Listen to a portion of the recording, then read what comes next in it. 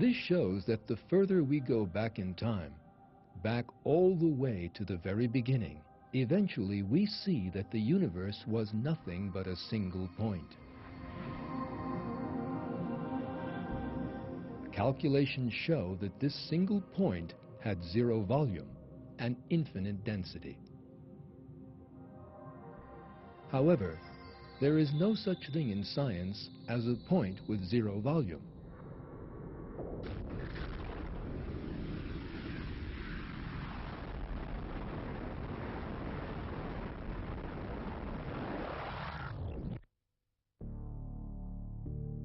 The universe came into being with the explosion of this point.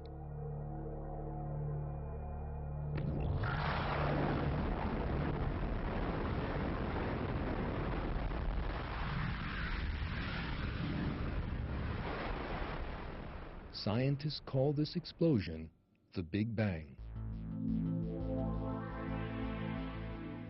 The Big Bang shows that universe was made from a non-existent state. In other words, it was created.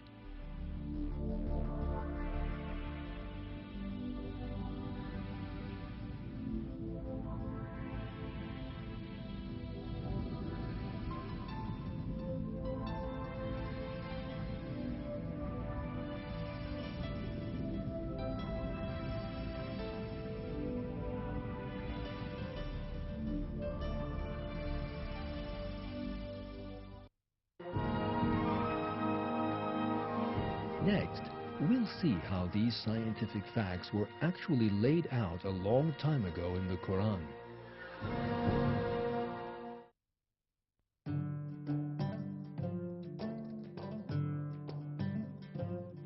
In fact, these truths about the origin of the universe were revealed to humanity some 14 centuries before Hubble's discovery. During a time when astronomy hardly existed, in the Quran, which God sent people as a guide, he maintained that the universe had been created from nothing. He is the originator of the heavens and the earth.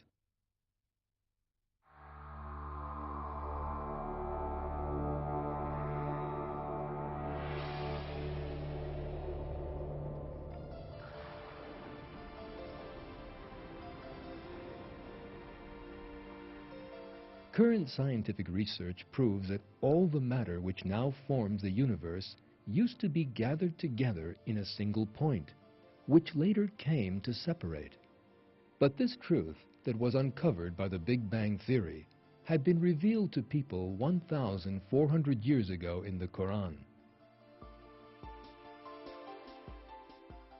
Do those who are disbelievers not see that the heavens and the earth were sewn together and then we unstitched them?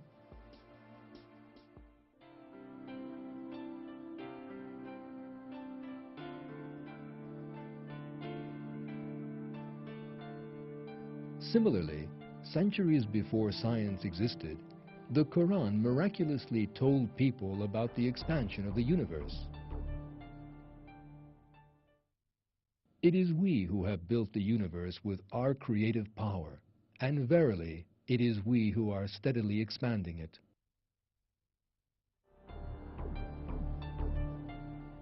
All these facts that were come across as a result of 20th century scientific research were actually related in the Quran 14 centuries ago, and this demonstrates to us once again that the Quran is the Word of God. How did the Big Bang Theory win its scientific victory? How did the defenders of materialist thought suffer a defeat when faced by the Big Bang? That's all coming up.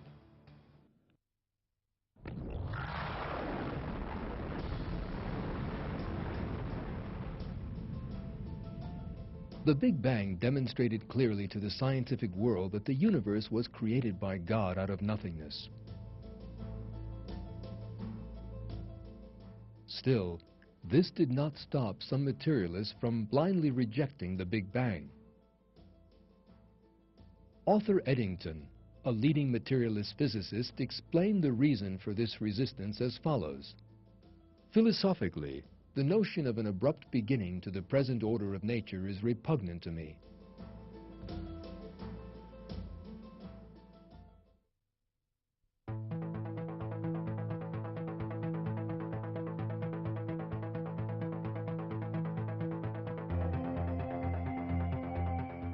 Famous British astronomer Sir Fred Hoyle was also very much disturbed by the Big Bang theory. In the middle of the century, Hoyle came up with his own countering idea, the steady-state theory. This theory was not so different from the static universe theory that had enjoyed wide currency in the 19th century. The steady-state theory, just like 19th century materialism, claimed that the universe had always existed and possessed infinite size. The theory's real aim was to support materialist philosophy, and it was just the opposite of the Big Bang theory, which scientifically explains the creation of the universe.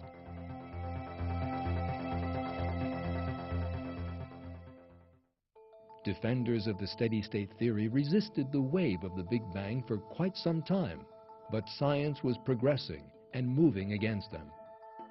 In 1948, American physics professor George Gamow made an important discovery about the Big Bang. According to Gamow's calculations, there should be a certain amount of radiation present in the universe, a remnant of the huge explosion. This radiation should be spread evenly throughout the entire cosmos.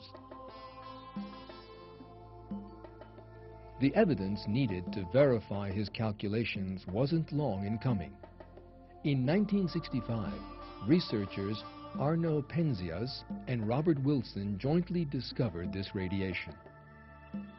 This radiation, which they call the cosmic background radiation, was spread equally wherever they looked in the universe. It was soon realized that this radiation is the relic of the Big Bang, still reverberating since the first moments of that great explosion. Penzias and Wilson shared the Nobel Prize for this important discovery.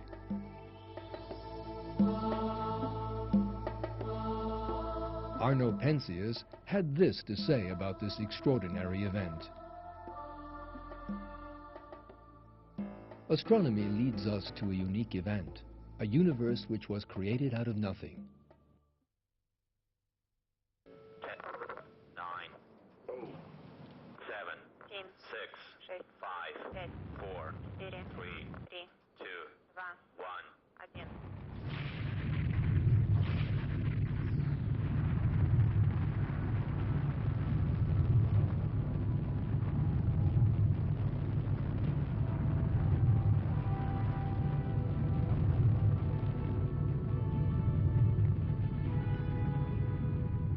In 1989, NASA launched a satellite into space to study the cosmic background radiation phenomenon. The sensitive sensors on board the satellite, called COBE, confirmed Penzias's and Wilson's calculations in just 8 minutes. COBE captured evidentiary remnants of the Big Bang from which the universe sprang.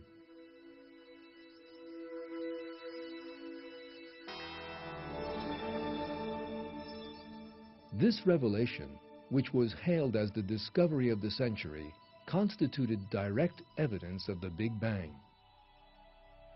This proof of the Big Bang was proclaimed loudly by the worldwide media.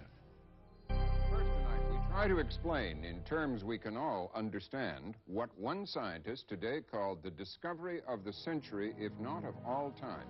Those were the words of British physicist Stephen Hawking, author of... The Big Bang theory was proved by studying the star clouds. On Close-Up this morning, a look at the handwriting of God. That's what scientists are calling the latest data they're getting from outer space. Astrophysicists feel the stunning satellite data they're getting helps us.